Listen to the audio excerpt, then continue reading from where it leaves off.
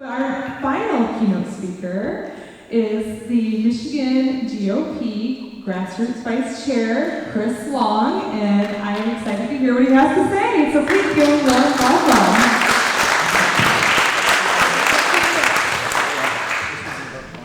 welcome. Okay. Good evening, everyone. I was invited here tonight to speak about something that every patriot instinctively feels deep down. Can the little guy still win? Can we, the people, still make a difference? And let me tell you, not only can we win, what happened in across the county is proof. I wasn't invited here to speak simply because I hold the title of Grassroots Vice Chairman of the MIGOP.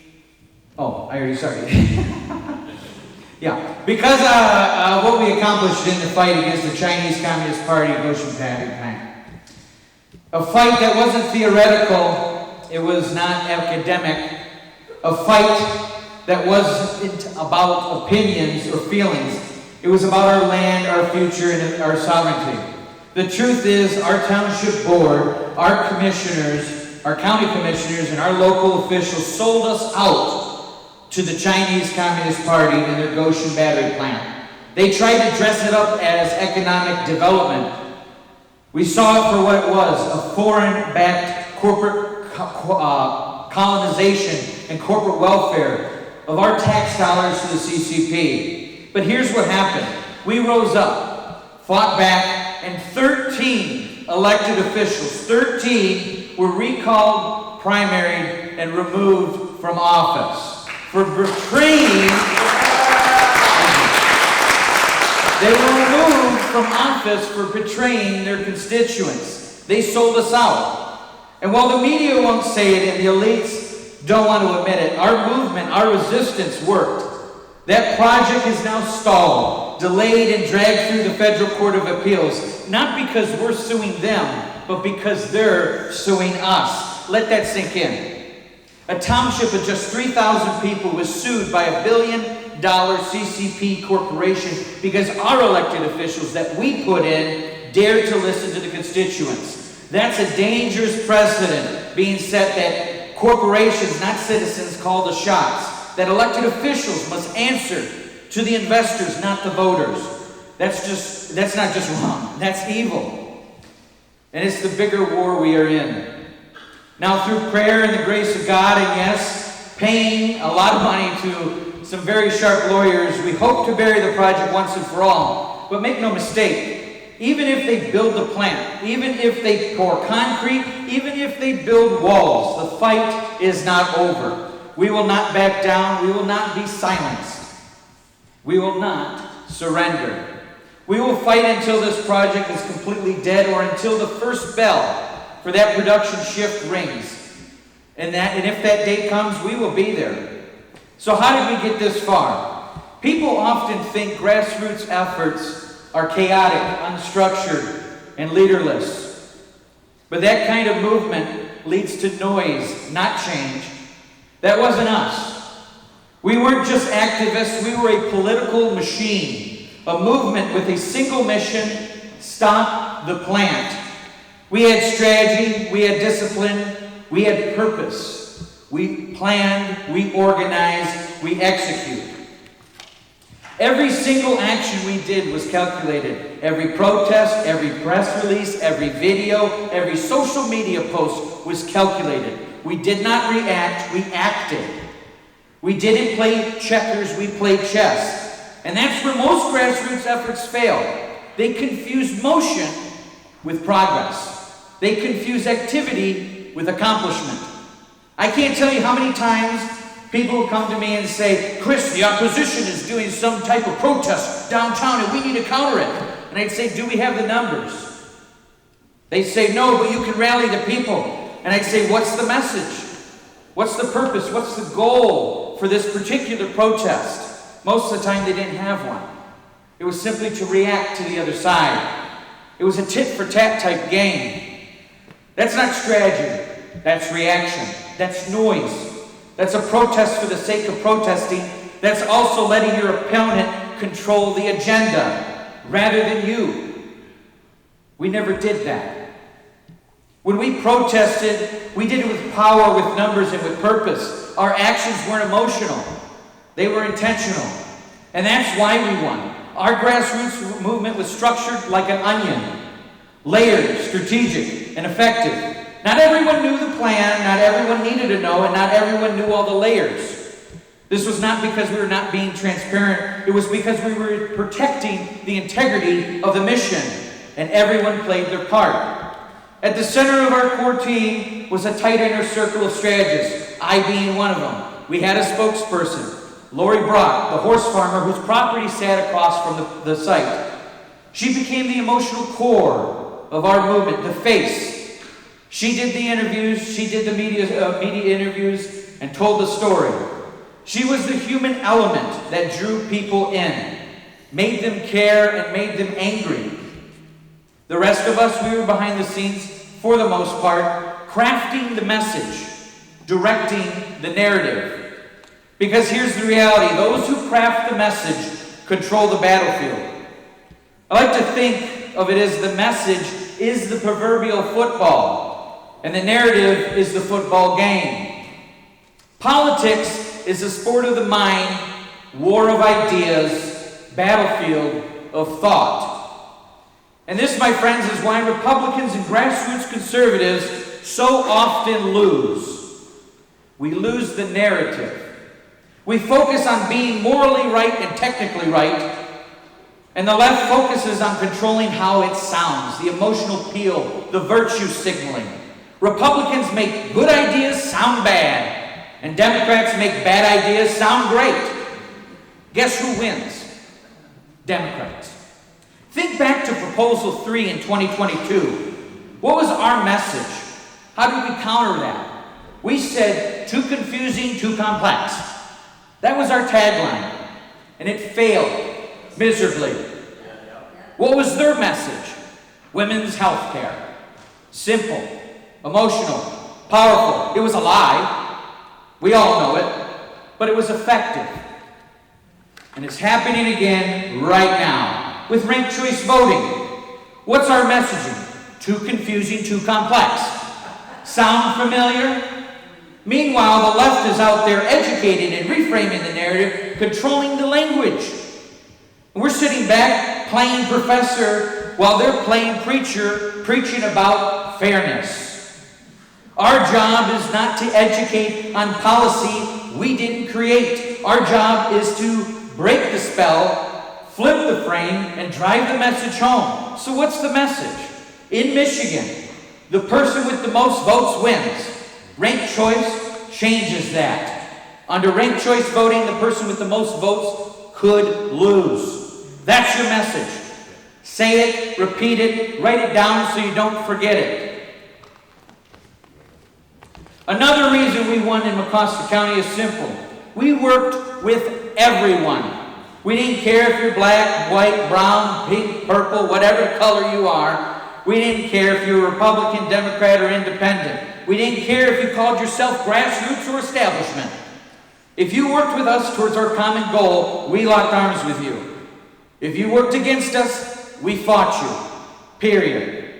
Now here's the reality. The people we removed from office weren't Democrats. They are Republicans. Republicans who have been in power for years. The local elites. The so-called pillars of the community. And yes, many of you would label them as establishment. But let's dig a little deeper because the truth is far more complicated. Inside our movement and across the MIGOP or across Republicans in general, there are 4 major factions. First off, the grassroots. These are the doers. These are the doers. The patriots. The people who rise up when they see wrong being done. Whether it's election integrity, medical freedom, lockdowns, mandates, or just pure corruption.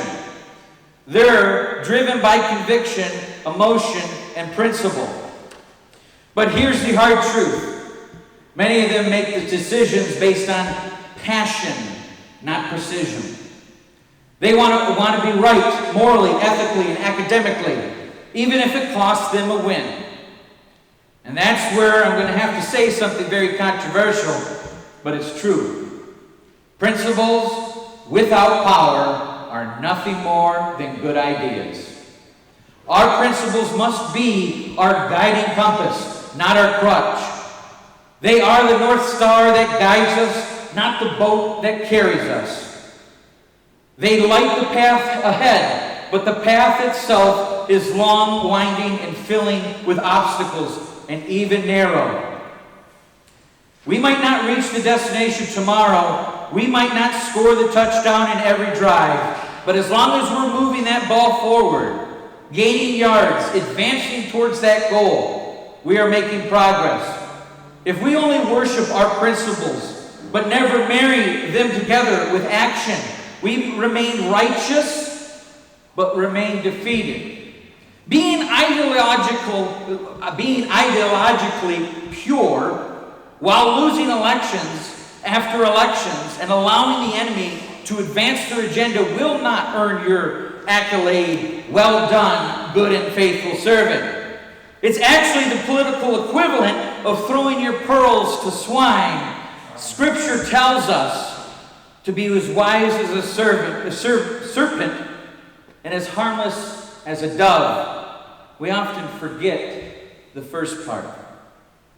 If God's principles are dear to you, you are not advancing them by being the most righteous person at the loser's table. Reagan said it best. There are a lot of problems in our country, and many people are praying and waiting for God to do something. I just wonder if God isn't waiting for us to do something.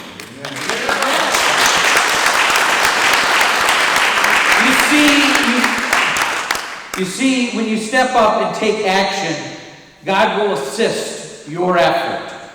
When we stood up in Mecosta County, God brought together the right people, the right resources to win. That's what happens when you put words to action. Then you have the other faction, the establishment. Say the word and people flinch, I know. But hear me out. These are the folks with the institutional knowledge, the relationships, the networks that keep the gears of the political machine turning. They know the rules, they know the process, the data, they calculate risk. Are they cautious? Absolutely. Sometimes too much. But unprincipled, not always. In fact, many of them share the same conservative values. They're just learned how to use their principles to achieve results. The grassroots fights with fire. The establishment fights with structure. The truth is, we need both. The movement dies without passion, but it collapses without structure. Then comes the third faction, the good old boys. Many people confuse this faction with the establishment, but they are distinctively different.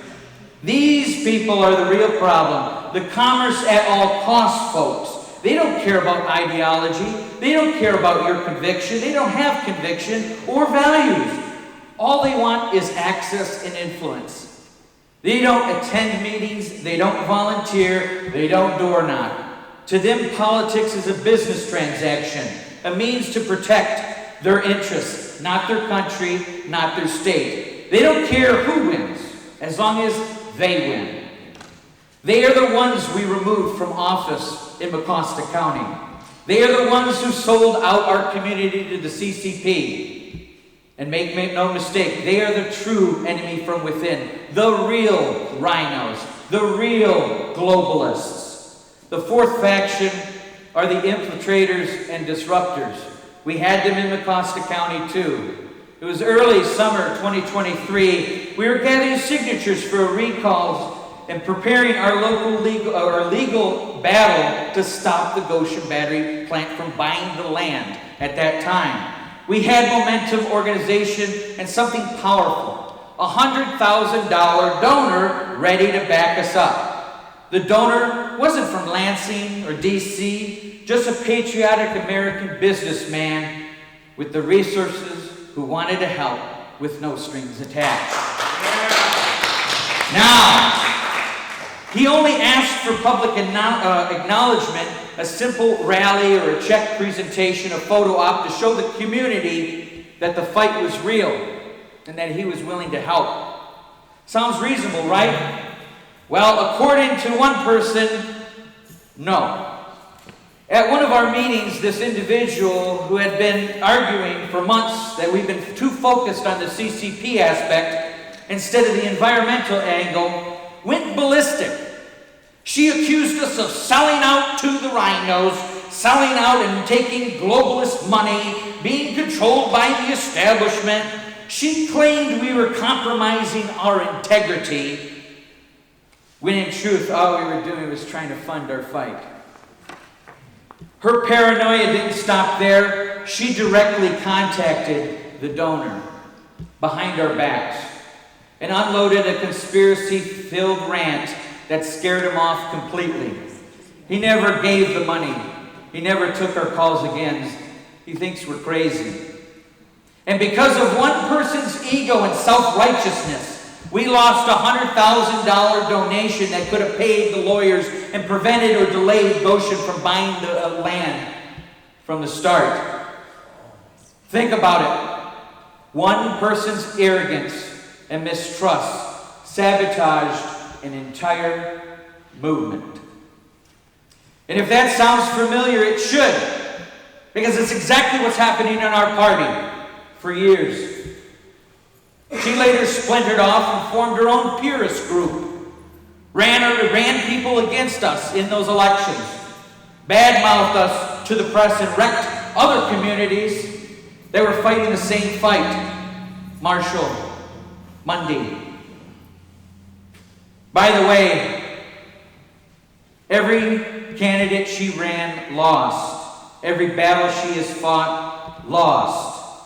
With no juice or power, no credibility to affect change, she is now relegated to the fringe. Nobody takes her serious anymore. If she had any real desire to help, it's long been squandered, because now she's irrelevant. And here's the lesson from all this. We as Republicans, as Christians, conservatives, those fighting for liberty, we have fallen into the same trap the left has perfected: division. We've been baited into believing that our enemy is each other. Grassroots versus establishment. Haves versus have-nots. Those who know the rules versus those who don't. It's the same Hegelian dialectic trick that the left has used for a century. The Marxist tactic of perpetual division. That the haves and have-nots narrative doesn't come from conservatism. It's straight out of Marxist book. And it's their language. They say black versus white, rich versus poor, citizen versus immigrant. And now, we've let it infect us. Grassroots versus establishment. We've adopted the language of our enemy. And then we've wondered why we keep losing. Until we recognize that the real enemy isn't the establishment, but the corrupt good old boys and their commerce at all cost mentality, until we realize that passion and that structure are allies, not enemies, we will continue losing winnable battles. We will keep nominating candidates who have heart but no resources. We will keep fighting while the left laughs all their way to the Capitol. I know this is hard to hear, but we've got to stop pretending that purity alone wins elections. It doesn't. Strategy, messaging, a good ground game, electable candidates do. Principles guide what we do with the power after they're elected. And if those elected stray away, it's our job to hold them accountable. Every cycle, we say, this time will be different. This time we'll elect the long shot outsider. But without resources, without relationships, without structure, that's not strategy, that's wishful thinking. It's no different than when the Democrats say, socialism will work this time if we just do it right. It's fantasy. And fantasies don't build movements. Discipline does, unity does, and truth does. Thank you.